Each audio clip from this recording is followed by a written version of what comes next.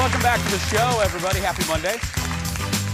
Well, this is no surprise, I don't think. Making sourdough bread was one of the first trends of the pandemic, that and Animal Crossing, and continues to be a favorite of the kitchen. But how do you do it? I never did it. Joining us is the co-host of The Weekly Dish and our North Star of food. There she is, surrounded by, she's the queen of carbs, Stephanie Hansen. Good morning. Good morning, friend. Good morning. Okay, Steph, can I just ask you, before we dive into this, a general question? Why sourdough? Out of all the pandemic cooking things, it wasn't homemade pasta, it wasn't cookies, sourdough bread. Why? Speak for America.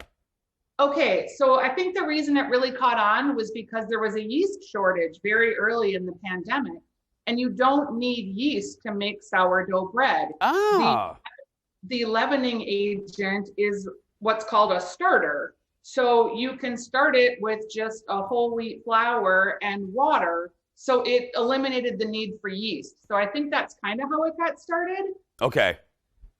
Yeah. Well, it's no joke. It's like having a pet, kind of. And I am by no means here to proclaim that I am a professional baker, because I'm not even barely close to a good home baker.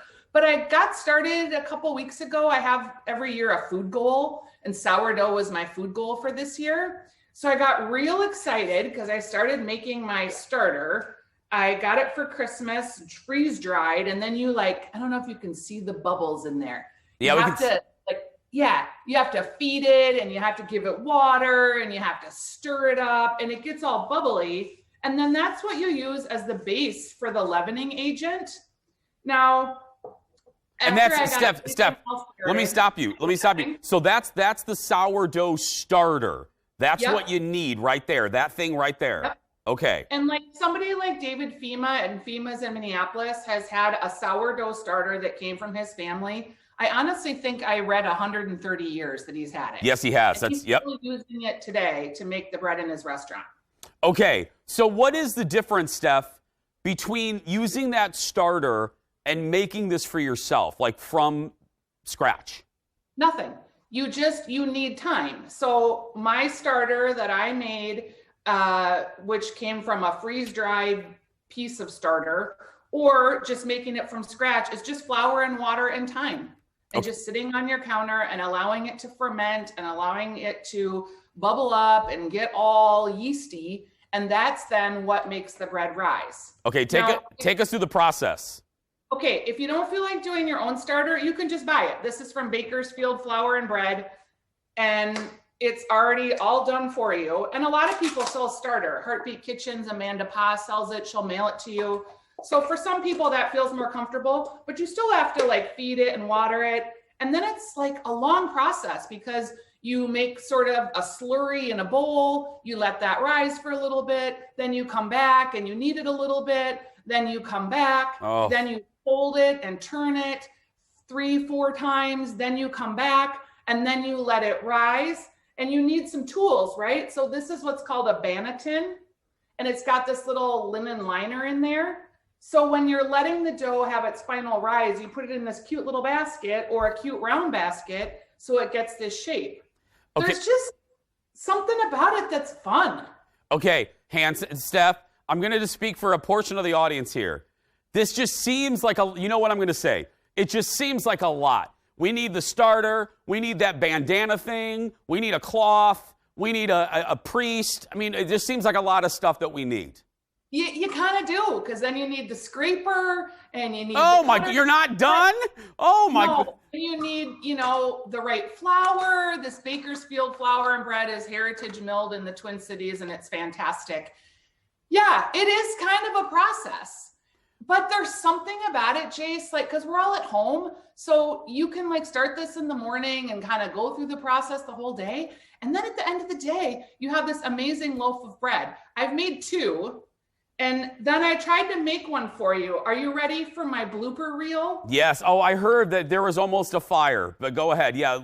Yes, there was. So I came home last night from having dinner with my mother-in-law, and I was all excited because my bread had risen, and I've got my banneton, but I don't know if you can see, you're not supposed to cook it in here. And I threw this whole thing in the oven and it cooked. Oh, okay.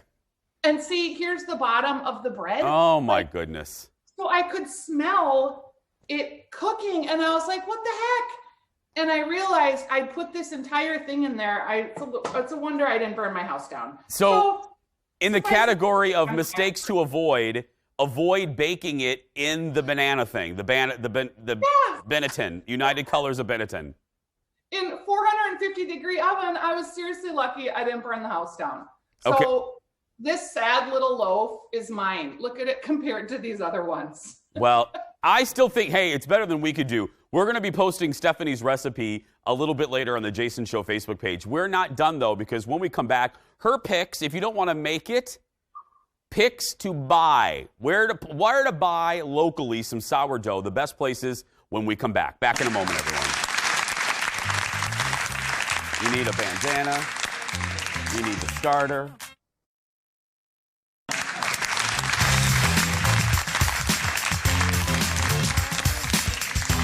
Back with our carb queen, Stephanie Hansen. We're talking breads today. She just walked through basically how to make or what you need if you want to make sourdough bread. Again, we'll post the recipe a little bit later. But if you don't want to go through all of that, where can you get some sourdough bread locally? Stephanie, I don't want to alarm you, but I think somebody broke into your house and graffitied one of your loaves of bread. It looks like someone tagged your loaf of bread there. Isn't this amazing? So my friend John Krause, he owns Patisserie 46 and Rose Cafe, and he is a Coup de Monde finalist. He's a winner. He's a bronze winner, which is like the highest level baking competition in France. And we're lucky enough to have him right in our neighborhood. This is his Levion, and then he's got a Michi loaf. And I mean, this just is like, these are my aspirations, right? Because as a home baker, I could never make a loaf this beautiful. I mean, just the way that he's got the 46 on it, and the crumb is delicious. It makes great croutons. It makes delicious toast. These breads are world class. We are so lucky to have so many great bakeries and flour mills in the home of what was milling, right? Because Pillsbury started here down in the Mill City. That tradition is not lost on us in the Twin Cities. We are so lucky. We have so many great bakers. Yeah, I second that emotion. Well, speaking of that, one of my personal favorites, honey and rye. Yeah, so Honey and Rye is great. They're in St. Louis Park, and Anne is making wonderful sourdough breads, amongst other breads. She also sells a starter. So if you're, again, not someone that wants to get all fancy making your own starter at home, you can add it to your to-go order from curbside pickup, and they will have it all for you, and it's her starter that she's made. So it's just a shortcut. It saves you about 5 days. Bakersfield flour and bread. Okay, again, this is flour that has been milled from heritage grains around the Midwest, and then they bring them into the food building in Northeast, and they have the best bread flours. This is what I've been using, not only to feed my starter, but also to make the sourdough loaves, the 3 that I've made.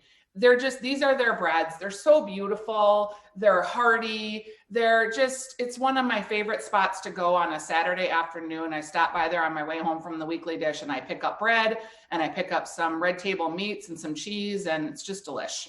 And finally, Rustica. Yeah, Rustica is a great bakery. They have a ton of breads as well. They just opened in Southdale right before the pandemic. They've got another location in the Lakes area in Minneapolis. And if you're looking for delicious sourdough, you can find it there. They're, again, just full of world-class bakers. And a lot of these bakers are friends, and they've learned from each other. You know, John at Patisserie 46 has trained a lot of people in the Twin Cities on these bread making techniques. And I don't know, there's something therapeutic about it when the whole world is falling to heck and you're at home and you can just knead bread. It's sort of become something that I just want to get better at. So I thought I'd share it with you guys. I have a recipe that I used that's pretty simple. I'm not an expert yet. I'm still working on it, but I think if you're interested in bread baking, it's something fun to try. This is the recipe for sourdough, sweetie? Yes. Okay. Yes. And you swear it's easy. You promise? Yes, it's just time consuming. I've made literally two loaves that were great. And then of course the third one that I cooked in the vessel, which was idiotic, but I was tired. So what do you do? And I love to show the food fails too, because for every success, if you have a failure, that's how you get better, right? You can't just be perfect all the time. Okay, before we let you go, is that your, behind you, you know I love atmosphere here. Is that your cookbook stand behind you? Yes. Or is that where you keep like naughty books or something? Is that your cookbooks? No, those are my cookbooks. Okay, pull one right now. Give me a favorite. Give me, Jeff, executive producer Jeff, has the run on cookbook suggestions. Give the folks a great cookbook suggestion that you love. And keep in mind, the show is only 20 more minutes. So, what is that? Simple food. Alice Waters. This is like picking my favorite child. I'm sweating and feeling anxiety by it. But Alice Waters is like the founder of the Farm to Table movement. This book, The Art of Simple Food, is great for home cooking. She'll teach you how to roast a chicken, how to mash potatoes, how to roast the perfect salmon. It's just super simple. You can see I have a lot of pages marked. I use it a lot. I use it a real lot. Well, this should spawn a little, because you like this so much, and I love live TV, so I love doing that to you. But we should do a little series.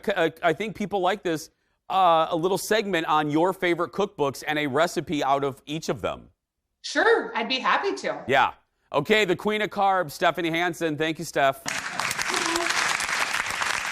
Like Stephanie said, for details, head to stephaniesdish.com. And don't forget to listen to the Weekly Dish. If you are a foodie, it is my guilty pleasure on the weekends on My Talk 107.1.